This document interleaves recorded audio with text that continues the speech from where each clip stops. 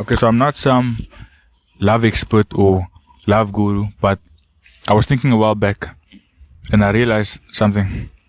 For the most part of my life, for the majority of my lifetime, I have been loving incorrectly for a very, very, very, very long time. And I think that's the case with most of us. I don't know, maybe it's just me, but hear me out.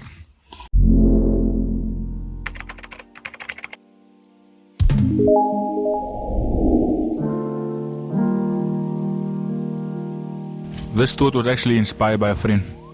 And also keep in mind that when I speak about love, I'm not just talking about romantically. I'm speaking about love in, different aspects of our lives. That could be, friendship. That could be brotherly love, sibling love, whatever type of love that you find yourself in, right? So yeah, now that we have that out of the way, let's focus on what I'm going to be speaking about in the video.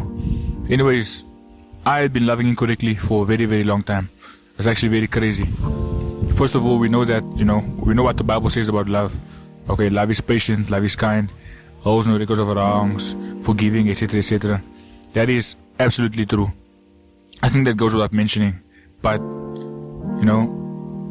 I don't think that I should even be placing, I don't think I should even be placing a but there. That just sounds so wrong of me, but okay, let's just backtrack a bit. First of all, we know what the Bible says about love, right? Love is patient, love is kind, it holds no records of wrong, etc., etc. That is absolutely true. I think that goes without mentioning. However, in addition to that, I think there's more to loving than we actually think. Or maybe I'm tripping. You guys let me know in the comments if I'm tripping. I was speaking to someone, I'm not going to say who it was, and this person was complaining to me about me. Okay, so I was speaking to someone. I'm not going to say who this person is, but this person was complaining to me about me. Well, maybe complaining is the wrong word, and I apologize for that if this person is watching this video. It was just lack of better terminology. This person was saying that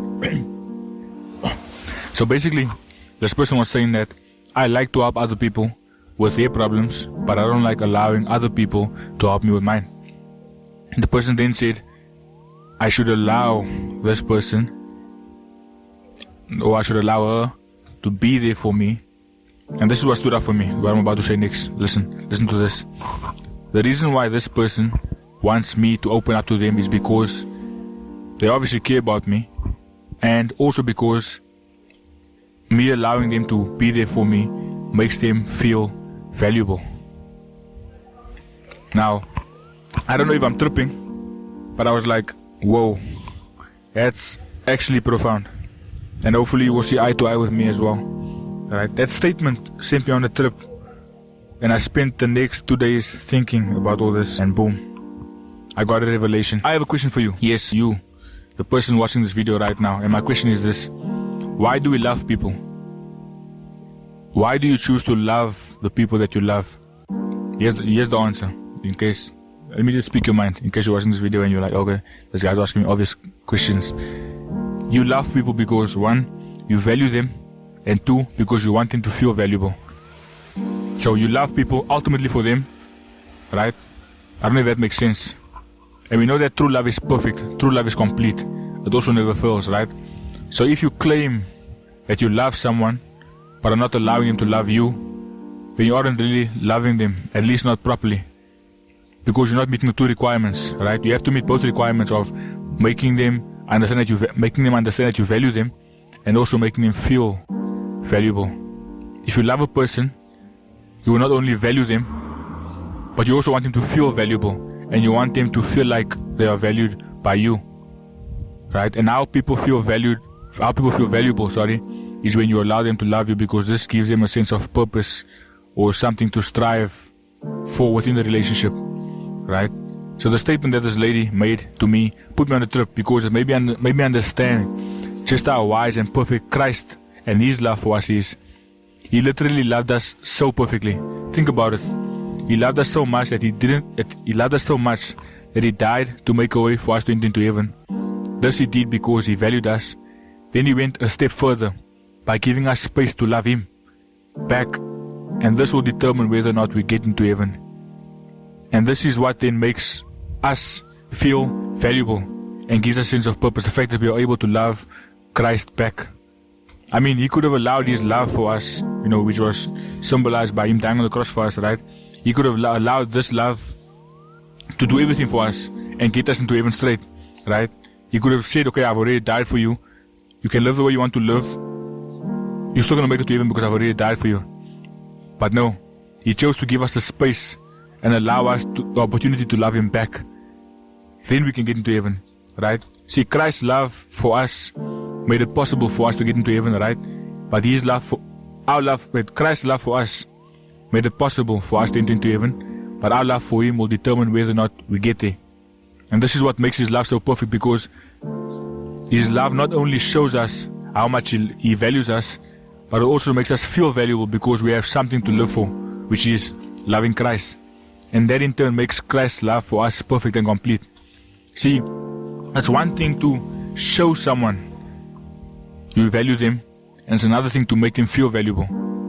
I don't know if this lady understood how powerful the statement that she made was or is, but man, that statement was deep, at least to me. So, husbands, I'm speaking to you guys. If you are loving your wife and are trying to love her more, but you feel like you're hitting a brick wall, here's my advice to you.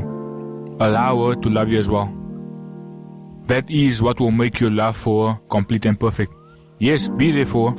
Encourage her, support her, buy her gifts, take her out to dinner, listen to her, and all that.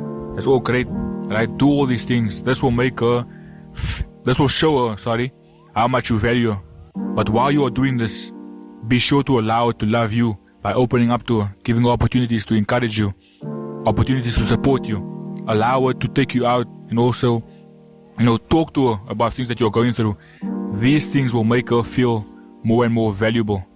And this is what will make your love for her complete. If you're not loving her like this, then you're not loving her completely. And you're definitely not loving her like Christ loved the church.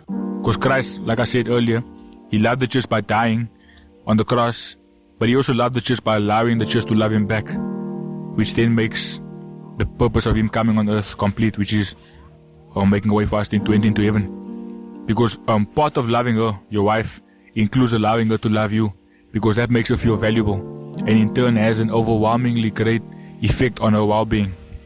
That's mental, emotional, spiritual well-being, right?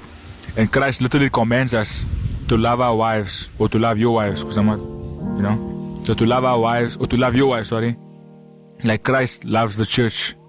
And how did he love the church? By dying for the church, so it can be raised up, but also by allowing the church the opportunity to die to themselves for him, so the church can be raised up completely, right? So when he died on the cross for the sins of the church, what he did was he was laying the foundation. But in the church, dying for him is what now built up the church. And the same goes for you, sisters. And like I said, this doesn't have to be just in the context of like romance. I'm talking to those of you who have friends, but never want to allow them the opportunity to love you. You say you love your friends, right? If you're not allowing them to love you, then you're not loving them correctly, because I can promise you that 9 times out of 10, your friends, feel like they don't add anything to your life. They probably feel valued by you because you're a good friend to them, because you are there for them, but they probably also feel like their existence in your life is valueless because you act like you don't need them by not letting them be there for you. And this is the reason why most relationships fail, actually, because the love in these types of relationships is not being given the platform to complete or to mature to its full form. And love is absolute, to say the least. If it fails, it's not love. 50% is not equal to 100%. Whoa, that was genius. So, now, for this reason, we have people who spend lots of time giving people gifts, being there for people, being supportive, giving advice, etc. All of these things, they do for people just for them to watch the relationships fail and blow up in their face, and they are left wondering why. It's because most times people are so busy loving people by giving love that they forget to love people by receiving love. Like Christ did. He gave love. He loved us by giving us love.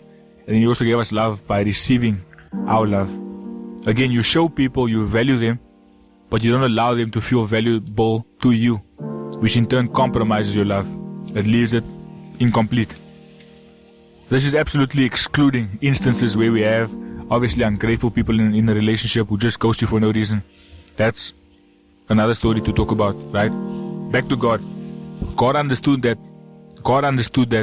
if He did everything for us, that would make us feel less valuable to Him, which is why He chose to complete His love by giving us the opportunity to be able to love Him. Just think about it. Imagine being able to love the Creator of the universe. How valuable does that make you feel to know that the Creator of everything that exists allows you to be able to love Him? And He actually gets sad when you don't, because He loves you. Does that not make your life and existence feel a lot more valuable? The fact that you're able to love the Creator of all things good. Right? You get my reasoning? The same applies in our relationships, right? If you want people to feel more loved by you, give them the space to love you back. And that's what will make your love for them complete. Peace out.